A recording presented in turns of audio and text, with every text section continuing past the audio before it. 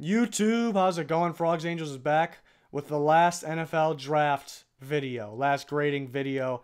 If you haven't seen our recent videos, we went division by division, team by team, graded each team, came away with a winner from each division. As you can see, we got 8 teams on the thumbnail here. Those are the division winners in my opinion, based off my board, my rankings.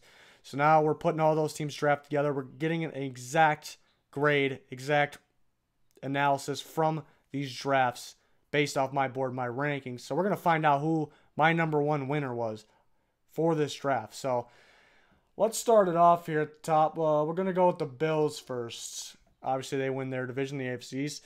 Josh Allen, don't love the pick, but we expected him to go to the Bills. We expected him to be their guy, and we kind of expected them to trade way more than they did. So I was impressed by that. They still got their guy. Didn't have to move up as much. Didn't have to give away nearly as much as we thought.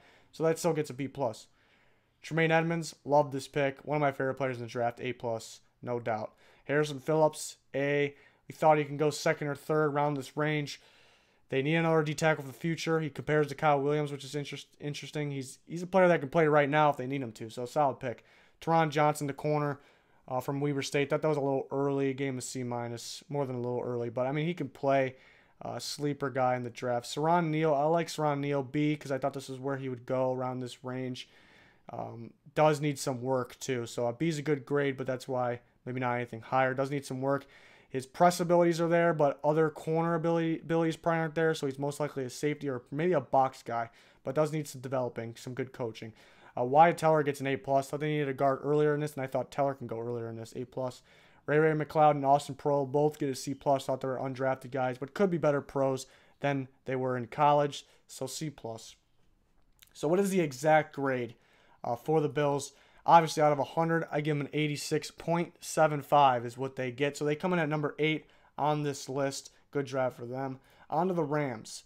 Didn't have a first or second rounder, but they still had a ton of picks. Looking at Joseph Noteboom, A-. Thought he was a 3rd or 4th round guy. Surprised he went lineman first, though. Then I don't really like their next 2 picks. Brian Allen and John Franklin Myers. Thought those guys were pretty darn early, so I gave them C-. It was kind of interesting what the Rams were doing at this point. I wasn't really sure. Wasn't liking it, but then they started picking it up here. Round 5, Micah Kaiser, liked the fit, liked the player. This is where he should have went. They needed linebackers. They needed a lot of linebackers. Really, the only thing they didn't need. Obviously, you're looking out for your future based on other contracts. So the Noteboom thing makes sense. Some linemen aging a little bit. That makes sense. The 2 fourths I didn't like, but Kaiser, I get an A. Okoronkwo, love this pick. Love the fit. Love the athletic ability. The need is there. A+. Another A+ in John Kelly, sleeper running back. One of my favorite running backs in the class. A+, too good to pass. Jamil Demby, sleeper lineman, gets an A. Sebastian Joseph was a little early. C+. Trevon Young from Louisville, B+. I like his upside. He's a good football player. Does need some developing at that outside linebacker spot on this defense, but so we might not see him right away, but in the future, I think he'll be a good football player with that coaching, that developing. Travon Howard from TCU gets an A. Sleeper linebacker for sure. Justin Lawler gets an A-. Kind of a sleeper guy. Could have went 6th. The reason the minus next to the A, I thought he was more of a DN, but maybe didn't have the right size for the DN spot, the next level. So he's another one that needs some developing as well. On to the grade for the Rams. The exact grade is going to be 89.09. So solid grade, just under 90. Just under 90, so it's still a solid grade. They get 7th on this list. We'll see who's next. The Bengals. Billy Price, wasn't in love with this pick. Don't completely hate it, though. I get a C+. The injury scares me. I know it wasn't an on-the-field issue, but it was so recent. Teams checked him off, though. He is a good football player, but maybe a little early. Some of these injuries with the linemen scare me. They seem to come back, but those seem to be on-the-field injuries, which this wasn't. So we will see. Then we get 3 A+ in a row. Bates, you guys know how much I like him. Could start right away at safety. Sam Hubbard gets an A+, once thought was a late first rounder. Malik Jefferson, at once we thought was a late first rounder. So great picks there, guys that can play right away. Mark Walton, excellent running back, gets an A. Devontae Harris, sleeper corner from Illinois State, B+. Andrew Brown, thought he could have went earlier, gets an A. Not sure where he fits in, though. Couldn't give him an A+ for that, but still good, excellent grade. Darius Phillips, solid corner from Western Michigan, gets a B. Logan Woodside gets a B. Rod Taylor, thought was an undrafted guy, C. Auden Tate, A+. Not too surprised he went later than we originally expected because of the speed, but he's an excellent receiver.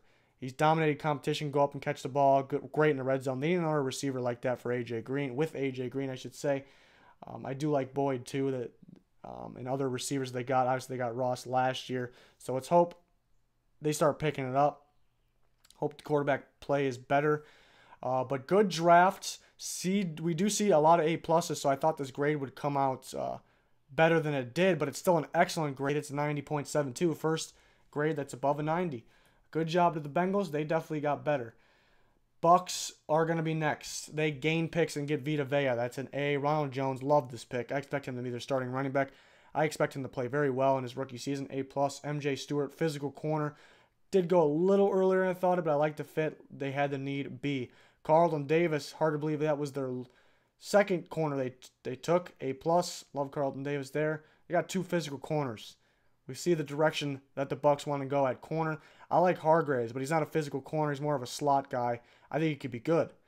But you got your physical corners for the outside. Stewart can also play inside if outside doesn't work out. So I like what they did. They actually have a plan. They're not drafting all over the place.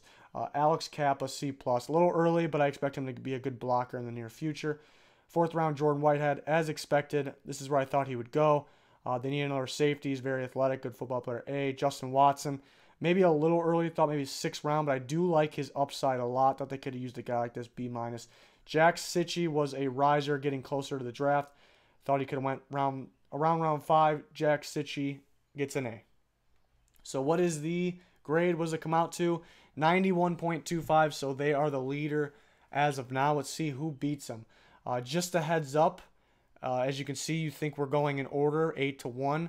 Once we get to 1, there's a big but wait moment. So just wait on that. Don't think that number 1 is actually number 1. We will see based on the grade. It's a little tricky, but it's just a heads up. Bears. Roquan Smith gets an A. The much needed inside linebacker. This is where I thought he would go in the draft, though, around this range, so they get an A. James Daniels, on the other hand, it's not where I thought he would go. He gets an A+. I thought he would be pretty much a lock in the first round, late first round. So great pick there. Anthony Miller gets an A. I kind of wanted to give us an A+ because I like Anthony Miller. He's my number 4 receiver in the draft. I think he will make a big impact for the Bears. Could be one of their top 2 receivers this year. Fits the system. But this is kind of where I expect him to go. So no tremendous value, but still gets an A. And then we get a run on B's here. Igabunaway, a lot of upside. Thought he can go 4th or 5th. So that's why I stuck with the B. Could play outside, could play inside. Interesting to see what they do with him. Below Nichols, athletic guy for how big he is. Starting to like him more and more. He gets a B. Didn't play the greatest competition, though, so we need to see more. Kylie Fitz gets a B. Was a D end, but I'm guessing he'll get some developing at the outside linebacker spot. We will see how that works. So maybe we won't see him on the field anytime in this year, I should say. But near future, if developing goes right, coaching goes right.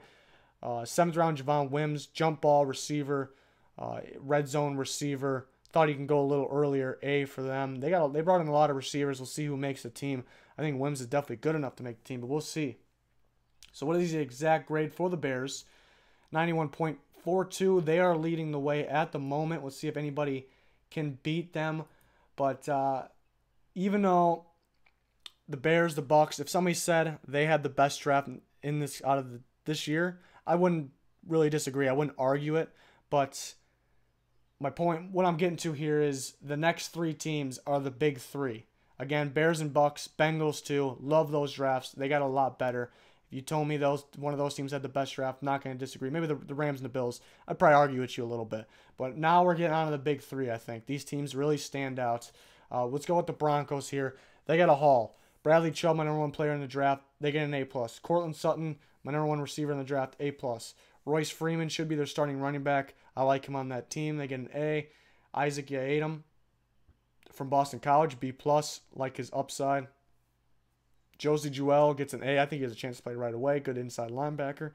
Deshaun Hamilton, another receiver I really like. Very smooth, very good route runner. Could play in the slot, could play it outside. A+. Reminds me of Adam Thielen a little bit. Case Keenum there for the Broncos. I like it. Troy Fumagalli gets a B+, solid tight end, does need some developing. Sam Jones, I had an undrafted grade on, though, so that one gets a C. Keyshawn Barrera, solid linebacker, A-, good upside from him from Washington.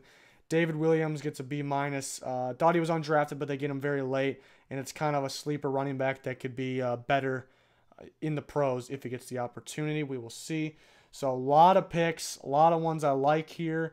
The actual grade is going to be a 92.4, so not that much higher from these other teams, but they got a lot of players, and a lot of players I really like. So good job, great draft of the Broncos. Got Keenum some weapons. That's what really stands out to me, looking at Cortland Sutton, Deshaun Hamilton, and the running back Royce Freeman, and you get the number 1 player in Bradley Chubb. We're going to circle back to the Broncos, don't you worry. But we're on to the Giants. Saquon Barkley gets an A. We expect him to go in that range, so I can't give an A+, but maybe the best player in this draft, some people may say. Will Hernandez, early second. That's where I thought he belonged. I know some people thought it was a lock at first, but I thought it was an early second, so A. Lorenzo Carter, loved this pick, A+. They needed him. He fits in, can play right away. I thought had a chance to be a first-round player. They get him in the third. B.J. Hill, I thought was a lock in the second round. A+ there as well, like the fit. Kyle Lauletta gets an A. Thought he had a chance to be a third-rounder. R.J. McIntosh, I thought was a fourth or fifth rounder, but I give it an A because I like the fit. I think they may move him to the end spot, which I'm very intrigued about. I like it, even though he played D-tackle in a 4-3 at Miami. I can't wait to see what they're going to do with him. So they didn't draft a ton of players, but obviously nothing under an A, not even an A- here. So very impressive. The Giants got better. That's a 96.66. We may come back to the Giants here. We will see. I told you there's a big but wait moment at the end, and that involves this last team, the Tennessee Titans. Rashaan Evans, A+. Harold Landry, A+. Dane Cruikshank, A+. Luke Falk, A+. So I would hope you guys know the number that's about to pop up on the screen. It's 100. Now the big but wait moment is coming here. They only had 4 picks. Is that a problem? They did get 100 on this grading scale. According to this grading scale, they won. They got 100, but only 4 picks. I'm always a fan of getting, your 7 picks or more, building your team through the draft. Obviously, more picks, the better chance of finding guys that can help you for the future, guys that can just become hidden gems and help you right now. So, is this really the best draft with only 4 picks? Let me go back to the Giants. Look at the Giants. They got all A's. They got 2 A+. They only had 2 more picks, though. And with 2 A+, the Titans get 4, even though Saquon Barkley is an instant impact, the favorite for Rookie of the Year. The Giants do compete with the Titans, but do I give the Titans the edge? And then you go back to the Broncos. I mean, look how many players they got. They got my number 1 player, my number 1 wide receiver. They did get some C's, B- here in the B range, which isn't bad. Royce Freeman's going to play right away, maybe a candidate, dark horse candidate for Rookie of the Year if he starts. So what I did here is I gave the Broncos the number 1 haul of the draft. Great haul, great players, instant impact. They got better. But that brings me back to the number 1. I stuck to the grading scale. The winner of the draft has to be the Titans. The Broncos got the haul, so if you want to say the Broncos won the draft, go ahead and take it and run with it. I'll agree with it. Let me know your guys' thoughts. Who had the best draft? If you think the Titans should be the winner with only 4. Going back to the Titans, I gave him a 100 grade. Rashaan Evans was my 13th player overall. They get him at 25. An instant start, an instant fit, ready to play. A+, obvious. Harold Landry was my 9th player on my big board. Elite pass rush ability, does need some developing on his run game and in the inside moves, but I think he can get that in the NFL. It's an A+. Dane Cruikshank was one of my big risers right before the draft. I moved him as a 3rd round grade. You know I like Jesse Bates. Cruikshank's right there with him in terms of play style. So I moved him to 3rd round grade, and they take him in the 5th. A guy that can also play corner, but I do like him better at safety. A+. Luke Falk, I had a 3rd round grade, but I really thought he was going to go 2nd. Wrong on that. He goes 6th. Titans finally have a solid backup for Mariota. We'll see if he's the actual 2nd string this year, but will be in the future. So it's 4 A+, even though I'm not a fan of 4 draft picks. It's 4 A+, but the main thing that I give them the crown is they got my 9th and 13th best player in the draft and did not have 2 first-rounders. I've seen mock drafts, some mock drafts before the draft, obviously, of them getting Rashaan Evans or Harold Landry. And I was thinking they're not going to get either of these guys. They're not going to be there. I'm like, maybe one of these, they get lucky and one of these guys gets pushed back. Well, 2 guys gets pushed back and they end up with both of them between 2 rounds. It's just that alone I have to give them the crown.